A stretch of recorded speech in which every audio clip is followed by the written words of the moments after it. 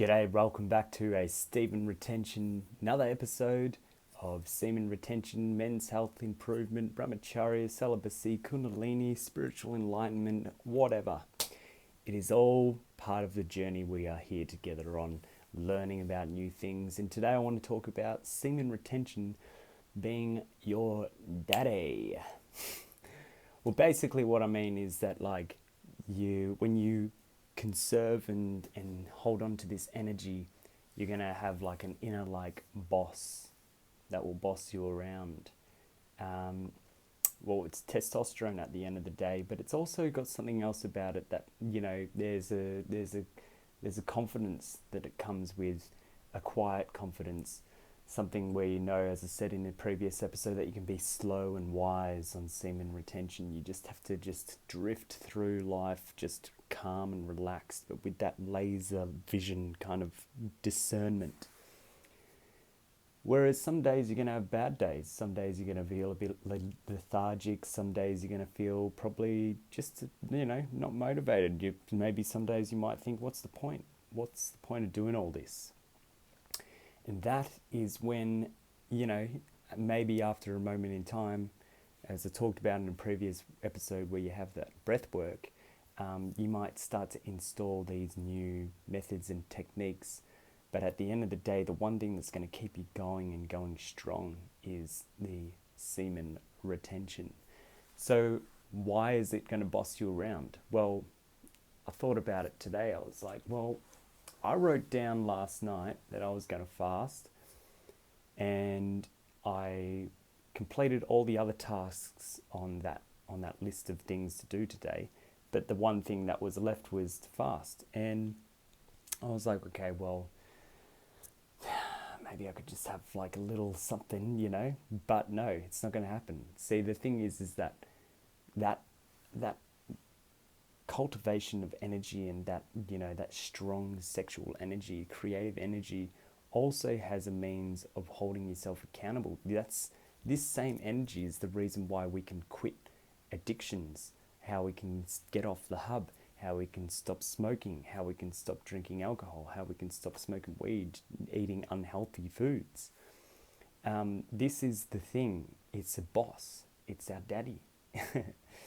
It's what's inside us that allows us to be necessarily harsh on ourselves in order to stay on the narrow path, stay on that good trajectory towards self-actualization, self-realization, maybe kicking some goals, achieving some things. That is the thing that's going to take us there. So if you think about it, when a kuma's depleted, they're always going to fall back onto old habits, onto unhealthy addictions, onto unhealthy associations, unhealthy environments, etc. They're just going to, as I said, using that hose analogy where the hose doesn't have the water in it. If you go back to my old videos, you can see that there's a picture of me in front of a whiteboard talking about the difference between a retainer and a kuma. And the hose is easily manipulated when it doesn't have the water. So when you are a kuma, you don't have the water, you don't have the prana lifting through your body. You don't have that inner strength. Whereas a retainer maintains that inner strength. And the thing about this is that we can't be manipulated.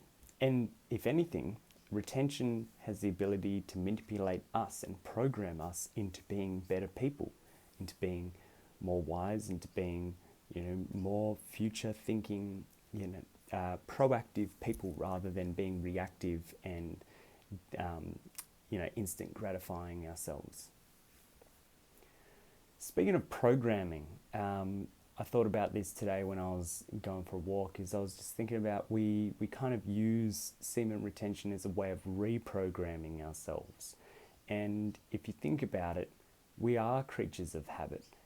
And I think there's a lot of a bad connotation about the word brainwashing. But at the end of the day, brainwashing programs, it's just kind of like the same thing. So what I think about is that we need to start to look at programming in a positive light, actually.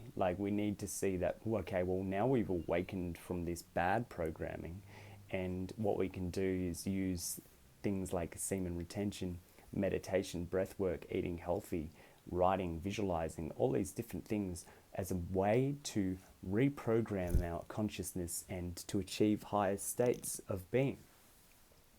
So reprogramming, what does that entail? How are we going to use it to our benefit? Well, okay, let's use an analogy. It could be as simple as your bedroom, your living space, anywhere that is got some sort of structure, some layout to it.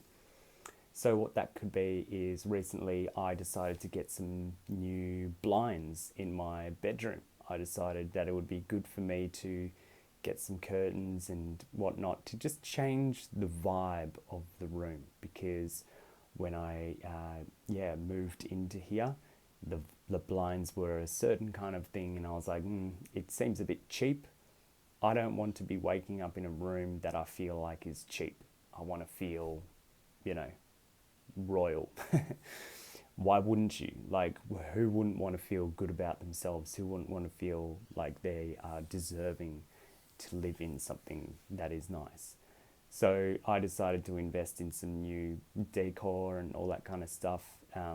Not decor, literally just the blinds is all I invested in. And it's just going to be one little thing at a time that eventually I'm going to live it, and I'm going to wake up in that room and I'm going to be like, yeah, wow, I finally achieved it. So I'm reprogramming not only my internal being, but I'm also reprogramming this external reality that I live in. And not everything you're going to be able to reprogram, but I think from a manifestation point of view, you do actually have the ability to reprogram this grander matrix that we live in through just the act of working from within, working from in your proximity. And if the energy is pure, potent and intentional enough, meaning it's got a strong gravitational pull to it, it will actually start to manipulate the grander matrix into manifesting more of your vision outer into the world. Now, this is a pretty deep and grand topic to be talking about.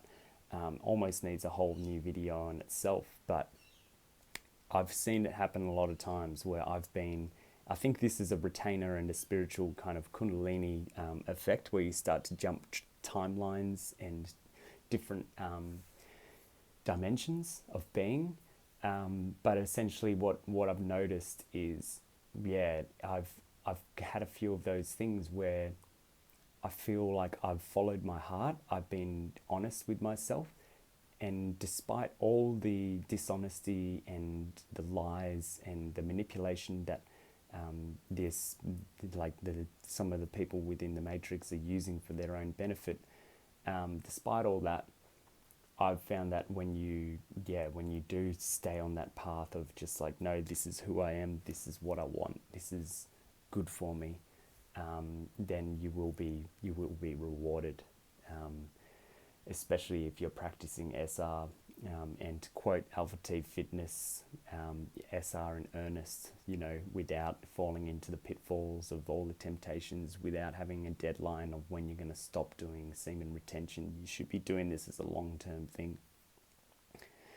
So going back to the original point of this video, SR is the inner daddy or the inner boss for you. You don't have to see it as this authoritarian kind of figure that is dominating you, but you can use it in a sense to dominate you if you want it to really motivate you into a sense of achieving things. Just be wary of the fact that having this powerful energy stored within your system and it's constantly rising up, it needs to be let out. I went for a swim just before, earlier today.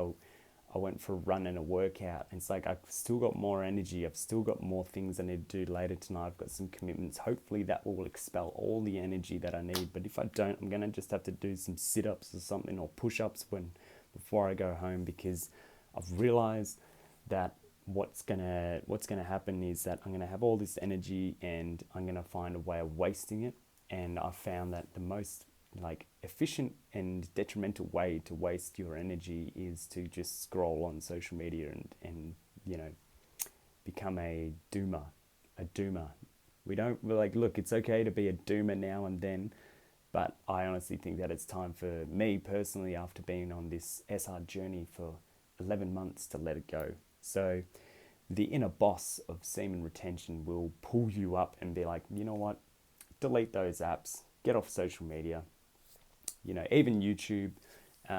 Get your motivation, get your favorite subscribers, your fix of all that kind of stuff, but just stop chasing it. I know it's easy to go in that rabbit hole of things just becoming a bit kind of bleak, and you just want to have more and more to consume just to kind of get you out of that state of mind.